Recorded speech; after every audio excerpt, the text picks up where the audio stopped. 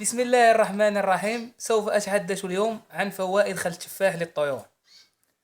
يحتوي خل التفاح على الكالسيوم والفوسفور الذي هو ضروري للطيور، ويحتوي كذلك على الكبريت والحديد، وهو كذلك مفيد للطيور، ويحارب الخل أغلب الميكروبات الموجودة في جسم الطائر، ويحفظ الدهون في الجسم، ويمنع الزيادة الضارة من الدهون، ويمنع ويحد من التسييف.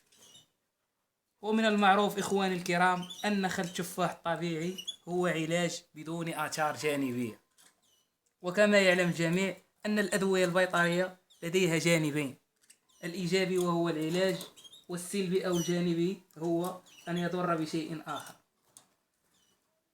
ومن الضروري أن يكون الخل طبيعي وليس صناعي، ضروري جدا. وطريقة تحضيره لطيورنا فهي سهلة جدا.